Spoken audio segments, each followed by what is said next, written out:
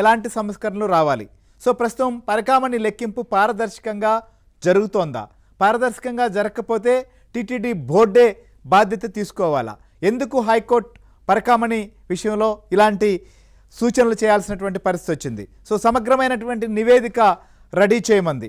So ఇట్లాంటి technology అందుబాటులోకి వచ్చిన తర్వాత ఏ రకంగా దీనికి జవాబుదారీతనం రావాలి, అత్యంత విశ్వసనీయంగా జాగ్రత్తగా లెక్కింపు జరిగేందుకు తీసుకోవాల్సినటువంటి చర్యలు, ఏదైతే లెక్కింపులో ఇప్పటి వరకు ఉన్నటువంటి విధానాలు కాకుండా ఆధునీకరించాల్సినటువంటి అంశాలు, ఏ అంశాలు చేస్తే బాగుంటుంది అనేది 8 వారాల్లో ఓ ముసాయిదా కూడా రూపొందించాలని చెప్పి స్పష్టం చేసినటువంటి పరిస్థితి.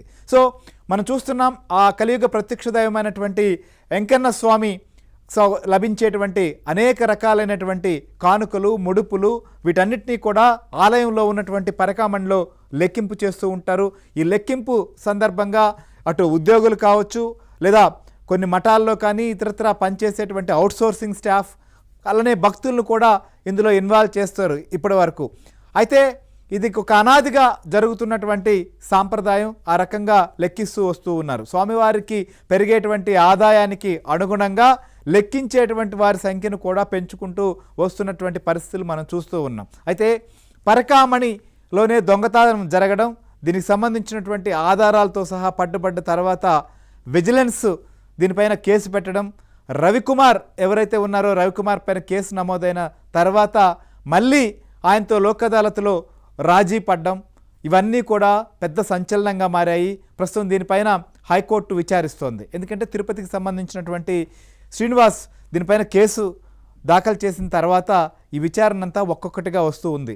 సో అందులో భాగంగానే మనం చూస్తే పరకామణి సంబంధించిన విషయంలో కావచ్చు, తిరుమల సంబంధించిన పవిత్రత విషయంలో ప్రధానంగా స్వామివారికి సంబంధించి భక్తులు అత్యంత విశ్వసనీయంగా సమర్పించేటువంటి కానుకల విషయంలో కూడా చాలా సమగ్రంగా ఉండాలి అనేది నెంబర్ 1 పాయింట్. ఇక రవికుమార్ సంబంధించి ఆయన పెద్దజీయం గారు మఠంలో పనిచేస్తున్నటువంటి ఒక సహాయకుడు అయ్యుండి ఆయనకు ఇన్ని ఆస్తులు ఎలా వచ్చాయి, దీని మీద ఆయన సంబంధించిన రిజిస్ట్రేషన్లు, కుటుంబీలకు సంబంధించిన రిజిస్ట్రేషన్లు, వీటన్నిటిపైన కూడా దృష్టి సారించాలని చెప్పడం అనేది ఒక సంచలనమైన విషయం. ఎందుకంటే దీంట్లో చాలామంది ప్రమేయం ఉంది, లేకపోతే గతంలో పనిచేసినటువంటి వారు కానీ, లేదా రవికుమార్ వెనక ఎవరున్నారు అనేటువంటి వాటన్నిటికీ కూడా ప్రస్తుతం విచారణ సాగుతున్న పరిస్థితుల్లో హైకోర్టుకి సీల్డ్ కవర్లో నివేదిక అందిన నేపథ్యంలోనే హైకోర్టు ప్రస్తుతం అనేక ప్రశ్నలు కూడా సంధిస్తూ విచారణ ఏజెన్సీలను కూడా కొన్ని సూచనలు చేస్తుంది, కొన్ని ఆదేశాలు ఇస్తున్నటువంటి పరిస్థితి. సో ఇవాళ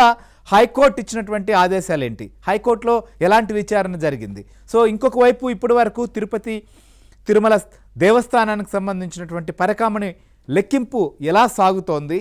సో ఇక భవిష్యత్తులో ఏ రకమైనటువంటి మార్పులు తీసుకొచ్చేదానికి అవకాశాలు ఉన్నాయి? ఈ 2 అంశాలపైన కూడా మనం అనాలిసిస్ చేద్దాం. మనతో పాటు మా ఏపీ బ్యూరో చీఫ్ రామారావు లైవ్లో సిద్ధంగా ఉన్నారు. అట్లనే తిరుమల నుంచి కూడా మా ప్రతినిధి జితేంద్ర కూడా మనతో పాటు జాయిన్ అయ్యారు. సో గుడ్ ఆఫ్టర్నూన్ రామారావు, ఏంటి అసలు ఇవాళ హైకోర్టులో జరిగినటువంటి విచారణ ఏంటి పరకామణి విషయంలో? సో 2